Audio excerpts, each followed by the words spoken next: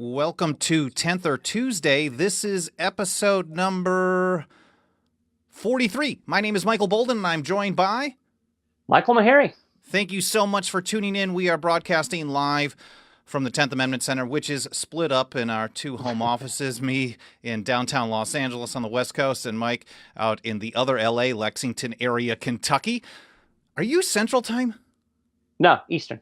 You know, I went to government school, so my geography's really bad. So's my math. So if you go an hour west of us, about an hour west, it flips over to Central. So I'm on like the western edge of Eastern.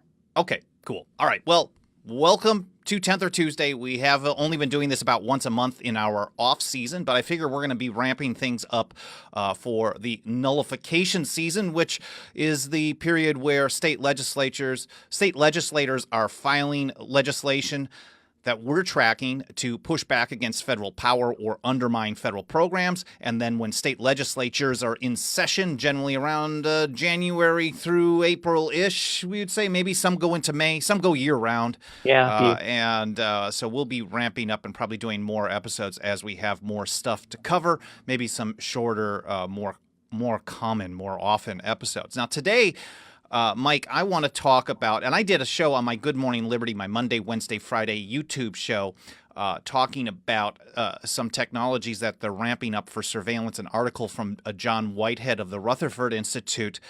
He was writing primarily about facial recognition and DNA surveillance.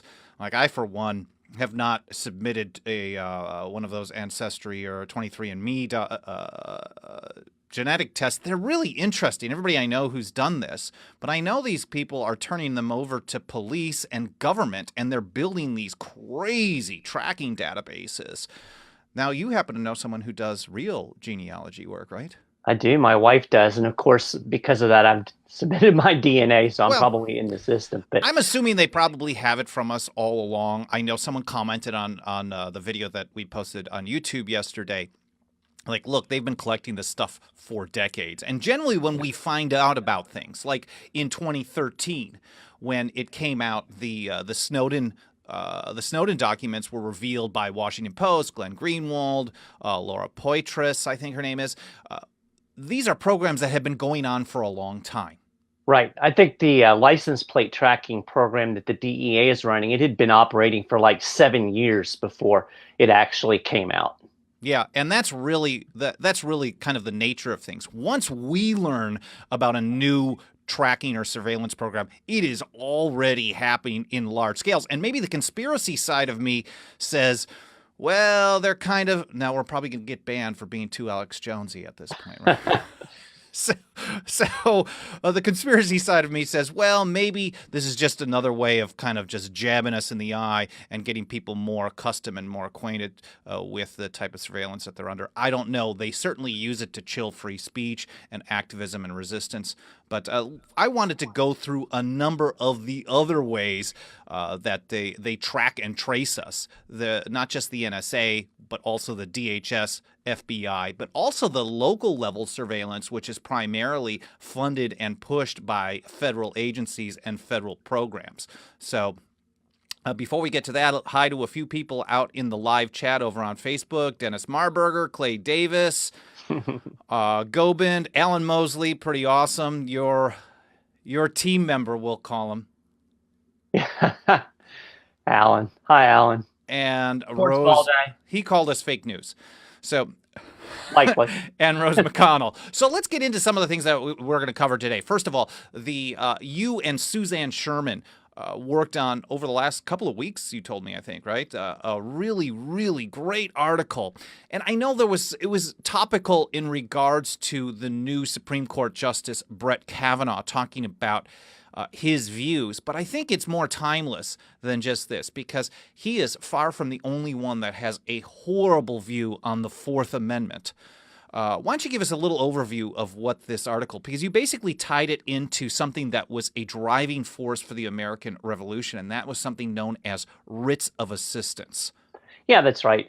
And give Suzanne credit for actually initiating this article. She did the bulk of the work. And what kind of precipitated it was she ran across some pretty interesting analysis of what metadata is.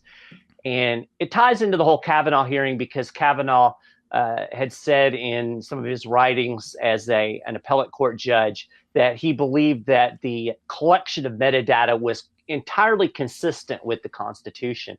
And what he really meant, it's entirely consistent with the Supreme Court's interpretation of the Fourth Amendment, which is, well, basically utter bull crap. But so she was getting into this whole idea of what is metadata, because I think a lot of people tend to think, well, it's no big deal. It's not like they're listening to our conversations. They're just getting our metadata. And people don't realize how intrusive metadata is. In fact, you can learn arguably more about a person analyzing metadata than you can from actually reading an email or listening in on a single conversation. Metadata creates patterns. It sets locations. It establishes patterns of communication with other people. So there's all kinds of things that this metadata reveals. And the truth of the matter is the NSA and other federal agencies are collecting reams and reams of metadata and storing it away. And what they do is they promise, well, if we ever really need to access it, we'll get a warrant. Well, first off, if you believe that, you're nuts.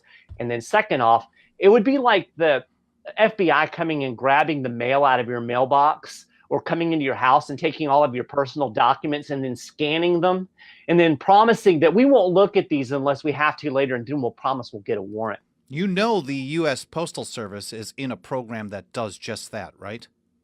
Well, I'm sure. Yeah. So, I love that you give this hypothetical. Like, can you imagine this right. crazy situation?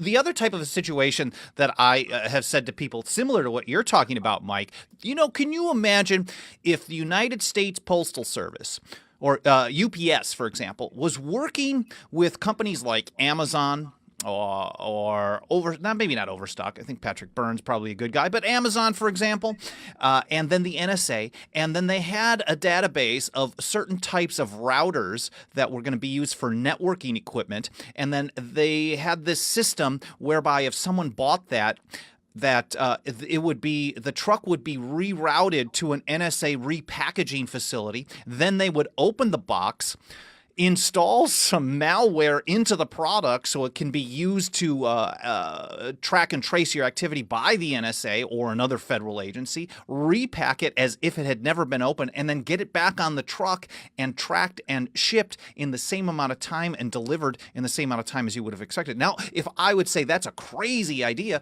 we know that's happened as well. Yeah. I read that article. Yeah, absolutely. And so they do basically the same thing with your electronic communications. There are NSA switching stations in, for instance, AT&T buildings, yes, where the NSA and we say NSA, I'm kind of using that as shorthand because, as you mentioned, it's the Department of Homeland Security, it's the DEA, it's the FBI, it's probably the IRS, any government agency. And so they actually route your information through these switching boards. They collect it, they store it away in Bluffdale, Utah, and can access it via keyword or other ways, basically whenever they want. And the comparison that we made in this article, Suzanne and I, is it's a lot like general warrants back in the time before the Revolutionary War. And sometimes they were called writs of assistance. That's really the official name for them. And these were basically warrants that had no expiration. They were not specific. So basically, the holder of a writ could enter into your home or your business anytime they wanted to and search for whatever they wanted to based on whatever whim that happened to be in their head. And that's basically the way the NSA and all of these other federal agencies treat our electronic data. They're just like writs of assistance. And a lot of people have probably heard the old saying, a man's house is his castle. This actually originated from a case that involved these writs of assistance. James Otis Jr. Was defending the colonists and saying these writs of assistance are an enemy of our very freedom to be free in our home. And that's why we have the Fourth Amendment. The Fourth Amendment was written to prevent the government from ever being able to issue these types of general warrants. And yet here we are today. It happens all the time. There's very little oversight. And what's really sad about it is this was one of the things that led to the Revolutionary War. It's going on today, and most people are like, I got nothing to hide. It's like it's no big deal. And I guess it's because they're not actually coming into your house, but the information that they're getting on you is every bit of as intrusive as if soldiers were coming into your house and taking your documents and your personal belongings. I think that statement, if you've got nothing to hide, you have nothing to fear, is the argument of a conquered individual Yeah. willingly. Obviously, they are donating themselves to the state at that point. Jeremy Allen has an interesting comment. He says the only reason a government need fear its citizens is if its intentions are against its citizens. Certainly. That's a good point. It's a good Yeah, point. absolutely. And then I also want to say hi to Dave Brown and Jessica Shorter out in the chat as well. Now, this from EFF, Electronic Frontier Foundation, this quote, they're talking about the general overview, and we're going to get into some of the more detailed, the street-level surveillance here in just a moment. But this is how they put it. The reach of these technologies is astonishingly broad. Governments can listen in on cell phone calls, use voice recognition to scan mobile networks, read emails and text messages, censor web pages. We see that happening all the time. Track a citizen's every movement using GPS, and can even change email contents while en route to a recipient. Isn't that crazy? That's like kind of along the same lines of taking the package and opening it up and sticking in the malware. I mean, it's... Yep. So what could they, I mean, if you think about that, with that type of power, what can they do? If they want to target someone and have all kinds of nasty things come out on somebody, easy peasy. They could absolutely do that. Yeah. They also say from Electronic Frontier Foundation, EFF.org. They can secretly turn on webcams built into personal laptops. I have my webcam covered by this little guy because I'm a paranoid nut job. They can turn on microphones and cell phones not being used. They absolutely can turn a cell phone on, and I covered this in my show yesterday. They can turn your cell phone on even if you have the power off. And some people were telling me they're going out of their way to find phones with removable batteries because that's the only way to stop this. Yeah. Unfortunately, my Google Monster here, you can't. And it has this fingerprint reader right in it that I try to never even touch, even though I never set it up. Yeah. I've got a friend that's in the tech business, and he told me that very same thing, that even when your phone is off, it can be tracked. There's enough juice going from the battery for its various, sleeping functions that an NSA tracking device or tracker can track that phone without the power even being powered on. So just because your phone is off doesn't mean it can't find your location. Well, it's not even just the location. They can actually remotely turn on the microphone. Yeah. So, and I know there was a while back where it came out that Samsung TVs, even in their terms of service, it specifically said, do not say anything of a sensitive nature near this particular model of smart TV because it's all being uploaded to the cloud. So let's go over some of the many ways they track us more locally, because although the NSA is sweeping up all this information, they're building the NSA, DHS, FBI, IRS, all these federal agencies are working together. They're sweeping up all this information. A lot of times it's metadata instead of like the full, well, they are collecting the full content of calls. Yeah. But they're focusing on the metadata and building profiles. But once they have the metadata, then it becomes very easy for them to go back and access actual communication. So the metadata is the key to your data, because they can use that metadata and establish patterns and whatnot. And then they can say, oh, we have enough to get a warrant. And then the next thing you know, they're reading your emails and listening to your phone call with your mother. If anybody's watching me kind of chuckle here in the background, it's not that I'm laughing at you, Mike. I'm trying to read comments, and Alan Mosley leaves the best comment in history. Says, I hope they're tracking my phone right now so they can listen to some 10th or Tuesday. That's awesome. But let's talk about some of these more localized surveillance programs. And we've learned through our work that almost every time the local government is doing something really bad, or they have not necessarily just individual actions, but when they have an ongoing pervasive program to do something that violates your rights, asset forfeiture, spying, gun control, things like that, the program is funded either in part or fully by federal grants. And I think in no place is this more apparent, at least to me, than in surveillance, because people talk about red light cameras, fast track in places like here in California, where they have these fast track cameras all over the place, ostensibly to allow people to use carpool lanes so they can go a little bit faster through the traffic. Although I saw some studies, just a side note, and I was really skeptical of these things just because of this, but they added these fast track lanes. Most people didn't get the little transponder box, and then traffic ends up being slower in the remaining lanes because they're shoving more cars into 4 lanes instead of 6. Makes so sense. For those of you who live in 2-lane areas, this is a whole different realm. But they put these license plate readers all over the place. Do you know how many? I remember reading someplace that it was maybe up to 1,000 license plates per minute. Is that right? Do you know? It's more than that. Okay.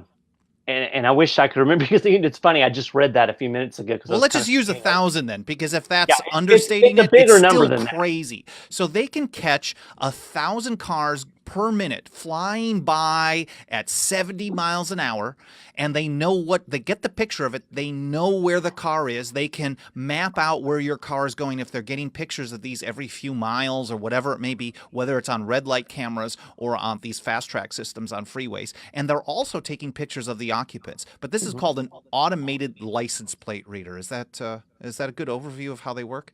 Yeah, that was really good. That was a good transition too, because I didn't even know we were there yet.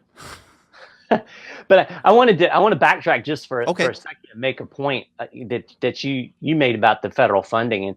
And when we first started doing this, we were starting to look for links between the federal surveillance and the state and local surveillance, and pretty quickly we found those links through funding. As we have really gotten more and more into this issue, I have become convinced that there's really very little distinction between the federal and the state and local surveillance state. It's all one big surveillance state. It's all one big thing. It's being directed by the federal government. The local and state law enforcement agencies are willing and enthusiastic partners, and it's really just one big thing. So if you have a surveillance program operating in your community, whether it be license plate readers or some of the other technologies that we're going to get to in a minute, you can be certain that information is ending up in federal databases. There's just no question in my mind. Some people might be familiar that have been following along with us for a while, that I started digging into surveillance here in my town of Lexington, and ended up getting sued over open records requests. One thing I had been able to determine, even though they've tried to hide a lot of this information from me, is that in fact the super secret surveillance cameras that the police department are using here in Lexington were funded by the federal government. So, this isn't just something we're making up. I mean, I've got the documentation to prove it. And this is, little small town Kentucky. When you get in places like Los Angeles, Boston, New York, these big cities, it's pretty much the federal government running these state and local surveillance programs. Yeah, when you have a government that's so massive as it is, and then you have these local governments with huge federal budgets being sent to them, they're basically acting as agents of Washington, D.C. Right. I mean, Washington, D.C. is not acting as an agent of the LAPD when they implement a predictive policing program, which is basically a pre-crime program. And that is something that activists locally here, a group of primarily Marxists from the Stop LAPD Spying Coalition, who wants the head guy there. I went to testify in support of one of the efforts of resisting some of the surveillance they were doing. He said to me, Michael, I got to tell you this. Our next step, our end goal is we need to smash the state. And I'm like, okay, we can at least work together on some things. Right. Economics, absolutely not. But we can be friends in certain areas. And those guys are hardcore too. They are. Crap about being They are. And his name, Hamid Khan, is the head of this organization, and he is very hardworking. They focus. I mean, I'm glad when you can. Well, we can get into coalition building another day, but. Yeah. Back to the surveillance technologies. License plate readers, they're putting these all over the place. You mentioned at the beginning of the show that we only learned about this massive tracking program. And people had been talking to us, and I think primarily libertarians had been bringing up red light cameras are nasty, they're dangerous. Right. Maybe they were talking about it from a financial aspect, but I know some were talking about it from a surveillance aspect. And I always kind of blew it off, to be honest with you. Like, oh, what kind of a big deal is that? I mean, yeah, Right. they probably are using it for stuff for Houston, Revenue Texas. collection. Yeah, Yeah. yeah, yeah, yeah. And and that's bad enough, but I'm thinking we've got bigger problems. And then when we learned a few years ago through a report in, was it Wall Street Journal or Reuters or something like that? Yeah, it's interesting because it actually slipped out during a congressional hearing. Oh, is okay. What That slipped I out? was I just read about this recently. For people who are not aware, what slipped out and what was reported on? So what slipped out was that the DEA is operating a massive license plate database where they are storing millions and millions of individual license plate records, where they can actually go in and again put these data points together and determine, hey, this guy passes this license plate reader every week, twice a day. Oh, he must work in this area. Or this person is involved in this political activity because he goes to this place that's near this license plate reader. They've got all of this information stored in this giant Department of Drug Enforcement. Department of Drug Enforcement. I just made up a new federal agency. The It's all DEA. junk. It's all Shouldn't garbage. exist. Whatever they call it, it shouldn't be around. Exactly. So But they're anyway, so they're operating this license plate program, and what we've determined is the federal government really doesn't have a lot of license plate readers. You know, it's not like the FBI's got a little license plate reader cart that they're pulling around. Right. They do operate some, but the vast majority of this information is coming from your state and local governments through their local license plate readers. They get uploaded into these systems, and then it's stored and then shared with the federal government, and then pretty soon your location information is permanently stored in a DEA database. And they're also mobily mounted. A lot of police cruisers now have these license plate readers mounted on the vehicle. And one of the situations that was pointed out to me was that a cop could literally sit outside of a gun show where they're doing person-to-person transfers instead of going through an FFL. Is that what they're called? These stupid federal licenses that shouldn't exist. Federal firearms license. Man, what a horrible thing. Thank you, NRA, for that. And the background check system. Awful. Man, that really throws me off when I think about that. See now, well, I know what you're getting I'm not at. thrown off. I'm just pissed, I think, that these things exist. So what they'll do is they'll park a car outside of a gun show because people sometimes want to purchase a firearm and not have it tracked and traced. This gun loophole. Well, all I have to do is find out every single car that's going into the parking lot, and you know everybody who's there. And we know they're doing this. Are they acting on it yet? No. But that doesn't mean somebody in the future isn't going to take that data and use it for really, really dangerously nasty purposes. The fact that it's being collected is the problem. Yep, real life story.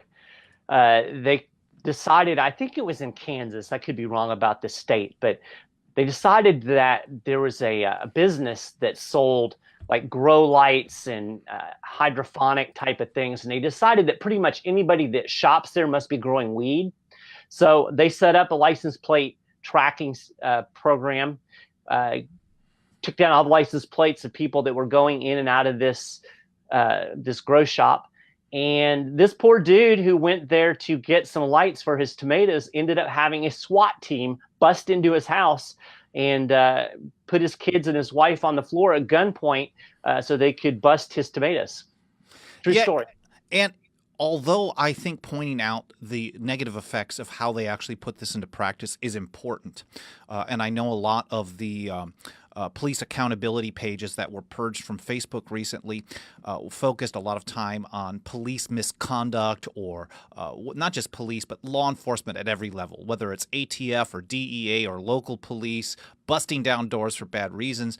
I like to focus more so on something that you covered in a recent article that we're not going to cover but briefly today, but an article that you covered about John Adams saying nip it in the bud, nip the shoots of arbitrary power in the bud. Because if you turn a blind eye to them collecting more information, we're just going to use in this example, eventually someone is going to use, even if you like the people in charge today, eventually someone is going to use that information against you or your political viewpoints. You cannot just say, well, nothing's happening to me, I've got nothing to hide, or I like the team in charge in government today, because sooner or later things are going to change. We can't be so short-minded. Exactly. Anything more we should cover on ALPR? I want to move on to these IMSI catchers, IMSI, what people know more commonly as Stingray devices, these cell site simulators. Mike, can you give an overview of what these devices are?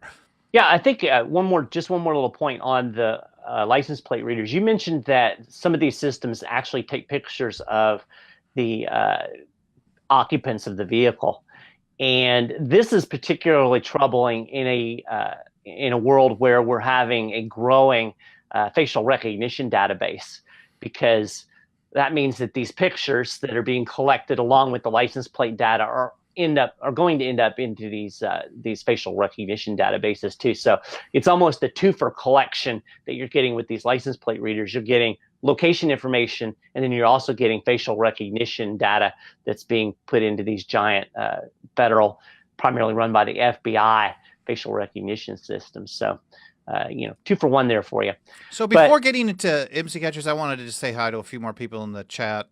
Ruth Dalrymple, Dwayne Foote, Jeremy Culkin says, whoa, Jonathan Yarbrough.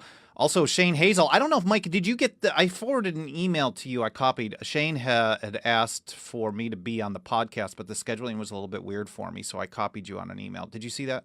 Yep, we're doing it in November. Okay, cool. Hey, Shane. Cool.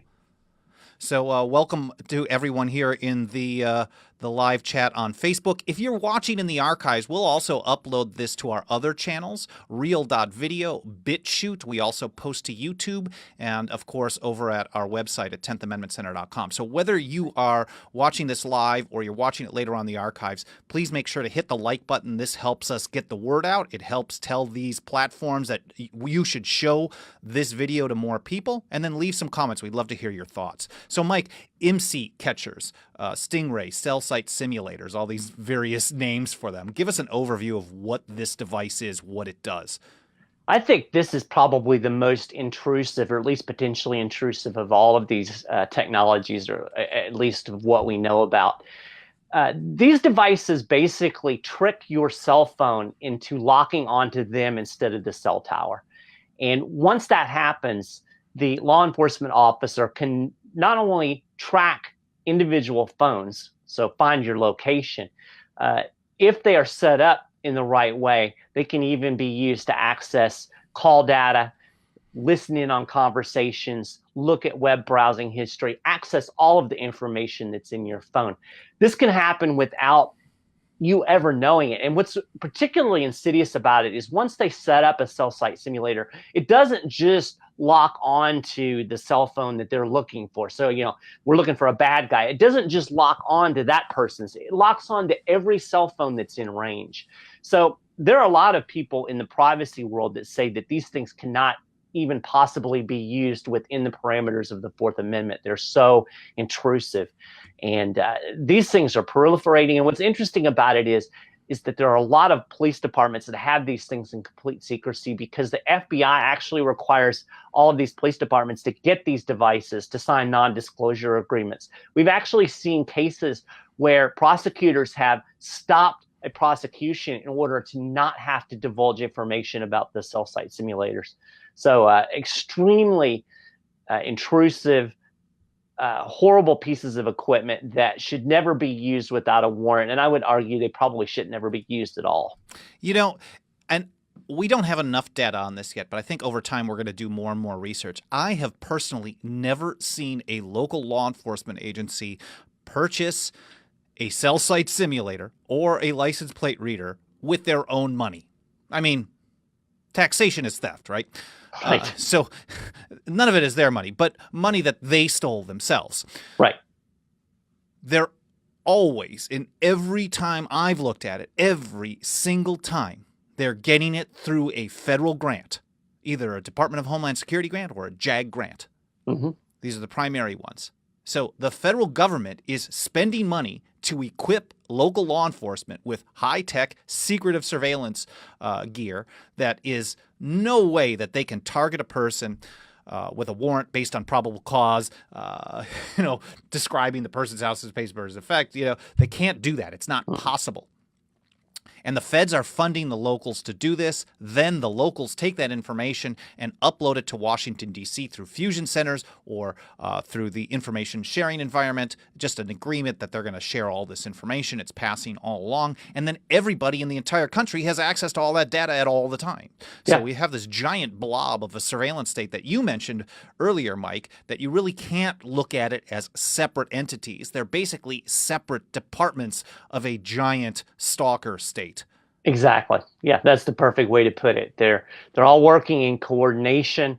They're all working together, and you can be sure that information that one department gets is going to end up in the possession of all of the other departments at some point. That's the whole point of these. You mentioned these fusion centers and this information sharing environment. That's the whole point, is to make this warrantless information available to everybody, to all law enforcement all across the country, so that we have a one big giant surveillance net. And the ramifications for privacy are just overwhelmingly bad. And it's frustrating to me because people just don't seem to care. They don't seem to realize the potential for abuse. And well, I mean, we can go back to Frank Church. And we mention this pretty much every time we talk about surveillance. But back in the 1970s, Senator Church, he's running this commission on the intelligence community and the surveillance state. And he said at that time, which was 40 plus years ago, that the potential was there for total tyranny. And that was before we had cell phones and email and everybody was on the web. I can't even fathom what power the government has with the information that they can collect now. Remember a couple of years ago, Rand Paul was part of a secret committee, couldn't talk about specifics, but he said, How are they spying you? How many ways are they spying you? He said a gazillion. And that probably is not an understatement. Thankfully, though, not everybody is a mindless NPC. Right? Not everyone is. There are a lot of really good people out there that they understand this, they accept this. We've got a few of them in our chat room right now. Jessica Schroeder says, this is awesome info, guys. Please don't ever go Alex Jones on us. We need this info. No, not happening. Shane Lackey says, federal funding in local coffers is bad juju. Somebody with a nice James Madison name says it's called a Trojan horse strategy. Eamon O'Neill, I apologize if I got the name wrong, is right. Says smartphones are basically real-life telescreens. Absolutely. Yeah. I mean, they can watch us and listen to us at all times. Well, and they can talk to us now. I mean, the president texted all of us a couple of weeks ago. Oh, man. Oh, man. Wesley Hodeline says, very informative. I used to speak about all these things as the programs were being developed. The amount of harassment I received from unknown sources became unbearable. Well, certainly, it's when you're on your own, it's very difficult. And as more and more of us, that's why it's so important for us, I believe, to be talking about this, to have you guys talking about this with us, even if it's just in a live chat like this on a CIA-funded and created platform known as Facebook. I mean, I hate Facebook, but we're here because we're going to be here until they kick us off.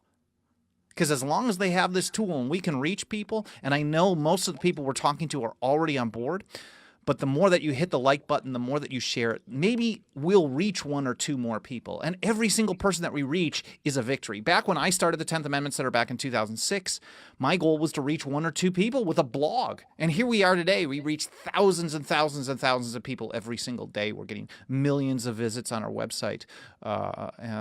Yeah, it's that's our whole motto. It's Concordia res parve crescunt. It's from a letter written by the penman of the Revolution, John Dickinson. It means small things grow great by concord. So each small step that each one of us takes, when we put them all together, it makes for big pieces of the puzzle. I'm rambling. Let's move on to the next technology. No, that was good. That's good stuff, man. I get a little pumped every now and then. You're at your best when you ramble. Or I'm pissed. Yeah, that's what it is. Don't get me going on NRA again. Okay, so you mentioned facial recognition. I think that ties in with drone surveillance, although all these things tie in with drones.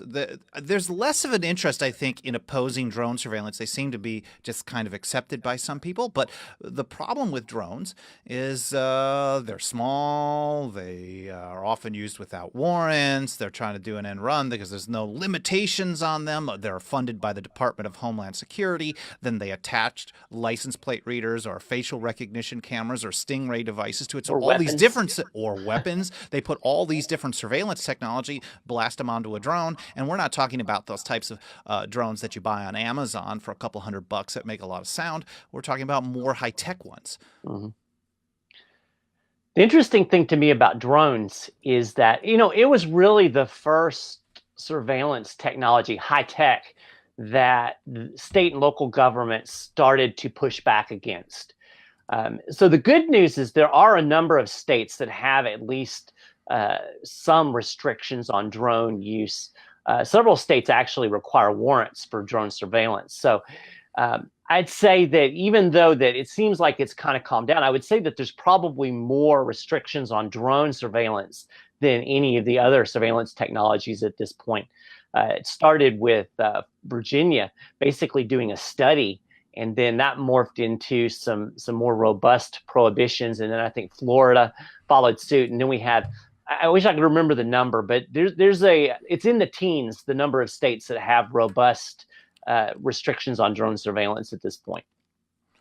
Yeah, so that's positive. But when you tie it in I'm being positive, man. Okay, I like Positivity. I like it. So is there anything else we should cover on drones, or should we just jump to facial recognition? Well, I mean, basically, so my show yesterday, Good Morning Liberty, I covered facial recognition and biometrics DNA. And I think if you want to take a look at that, hit our YouTube channel, or if you're on Facebook, just scroll back a few posts. I posted a link to that yesterday. But I think one of the things that we should cover is parallel construction. So we started out this whole thing talking about NSA surveillance.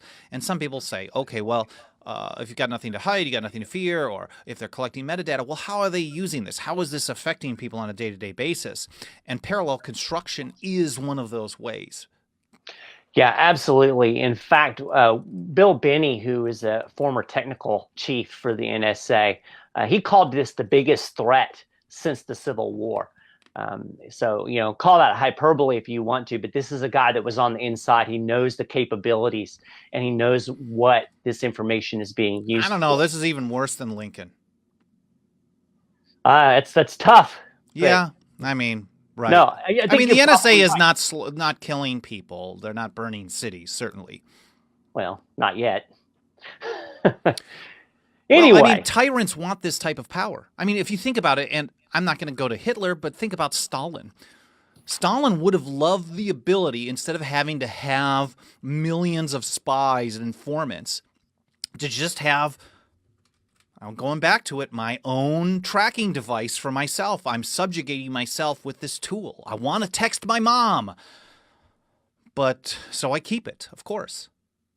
We're on Facebook so we can reach you watching, of course. I'll tell you a creepy story before we get into parallel construction. Okay, because that's even creepier. Yeah. I've got a friend who is a missionary in Kazakhstan, which is one of the former Russian republics. And Kazakhstan has a significant population of Chinese Muslims. We often hear them referred to as, I think, Uyghur is how you pronounce it, Uyghurs. I may be saying that wrong, and if I am, I apologize. But it's an ethnic minority in China that is predominantly Muslim, and there's a great deal of repression of that people group in China right now. So a friend of my friend who's in Kazakhstan, he knows a Chinese family that has immigrated to Kazakhstan.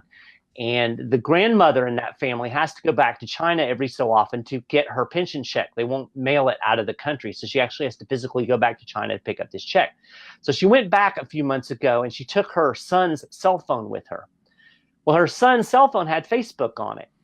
And the next thing you know, this poor woman was in a re-education camp, because the Facebook account that was on this phone was connected to some groups and people that the Chinese government didn't like. This poor woman didn't even know what Facebook was. And yet here she was walking along this street in this small town in China, and she gets picked up by the police and drug off, and she spent 2 weeks in re-education camp before they finally realized that she didn't know anything and to let her go. So China's a little bit ahead of us in terms of how they use this data. It's what can be done with it. Absolutely. If the technology exists and someone else is using it in a way that is clearly creepy, insanely dangerous, then why would you want any other government to have the same kind of technology and power? Exactly. And that's what I was getting ready to say. Americans, the United States government may not be using the information like that yet, but they have every bit of that technology available. They're using every bit of that technology. They're setting up these databases. They can do it if they want to. And what we know about government is when government has access to power, eventually it's going to use it. And when they use it against the guys you don't like, eventually they're going to use it against you. Short version, we posted a meme both on our Facebook page a little bit earlier, a few hours ago, Twitter, minds.com, gab.ai. It's just don't trust government, period. Now, Mike, we have to do a very, very short rendition of parallel construction. I can do it. We're going to cover this in 2 minutes. Let's see what we got. Okay, parallel construction. Here's what happens. The NSA gathers data without a warrant. It sees in this data that Joe Blow is committing some type of crime. Now, this isn't terrorism. Usually it's like drug related. So they find out Joe Blow is committing some type of crime in Los Angeles. So they go to the Los Angeles Police Department. They give them this warrantless information on Joe Blow. The Los Angeles Police Department then uses this information and basically creates an investigation around it. So they make it look like they got this information legitimately. They'll go get warrants and they'll do all the due diligence and investigation, but they had the information the whole time. So basically they're constructing a parallel investigation based on illegally grabbed data, and then eventually Joe Blow is in jail based on evidence that was illegally gathered, but appears legitimate because it was created in parallel construction. How is that? That's a great rundown. And on top of it, we should probably point out that most laws that they're putting people in jail for shouldn't exist too. So for the people who say, well, if they didn't break the law and they shouldn't, then this wouldn't have happened anyway. So the problem is that there are way too many laws on the books, and it encourages them to try to collect people and throw them in cages for all kinds of nonviolent activity or in violation of unconstitutional federal laws, rules, and regulations. Right. And I should emphasize that the woman ended up in the re-education camp in China because somebody in some government somewhere decided it was against the law to associate with certain organizations or individuals. Yeah, well, if they can plop an ALPR, a license plate reader, out of a gun show, at some point someone's going to say those are the undesirables. Well, It could be anything. It could be a particular type of place of worship. It could be a political rally. It could be anything, and it isn't right or left. Anybody can use this against anybody when they have the power, and we don't want these people to have the power to do that. That's the whole issue here. I wanted to, before we head out here, Mike, I did want to point out Tim Harris left a comment. He says, hey, Michael, Second Amendment preservation ordinance is on the ballot in 10 counties in Oregon. So awesome. I don't know if I had sent How many counties are there in Oregon? I don't know. I don't think there's that many counties in Oregon. Well, that I think is probably all of eastern Oregon. Mm-hmm. Maybe they got one somewhere else, but I don't know. I had intended on sending you a task idea to write a blog, an update on what was going on that, but that maybe that's some information for you. So we've been working with Rob Taylor up in eastern Oregon. Basically, these Second Amendment preservation ordinances, what they would do for people watching that are out of this loop. Sorry about that. Basically, they would ban the locality from using any resources to help in the enforcement of any federal gun control law or any state gun control law. So they're basically trying to create a gun rights sanctuary ordinance, and we think they're doing a really good job up there in eastern Oregon. We'll certainly be reporting on that more in the near future, especially once the ballots go through. There's 36 counties in Oregon, for anybody who was wondering. So basically, that's huge. More than a quarter of the counties in Oregon have this on the ballot. That's huge. So I want to thank everybody who's tuned in to watch here today, whether you're watching us here live on Facebook or you're watching later on in the archive on YouTube, BitChute, Twitter, wherever else we're going to be posting this, Real.video. I hope you found something interesting and educational here. This is not exciting, awesome stuff, but it's important for us to talk about. It's important for us to point out what's going on. Mike, you're going to have some links to like EFF and some of these things in the show notes. So after we're done recording here, we'll will add some links and post this over to our website at blog.10thamendmentcenter.com so you can find all the reference sources. And yeah, we'll be back soon. Probably not in another whole month, but we're starting to ramp things up for the nullification season. If you support this effort, make sure you hit that like button. And if you'd like to become a member, go to 10thamendmentcenter.com/members. It's $2 a month. And when we get a lot of people together, again, small things grow great by Concord. When a lot of people come together and support us for just a couple of bucks at a time, it really makes a difference. It allows us to fund this effort and to continue reaching new people. Mike, you're awesome, man. No, you. You. No, We're going to do this for another 30 minutes. Thank you so much for watching, everybody. We really appreciate you. And we will see you here soon again on 10th or Tuesday.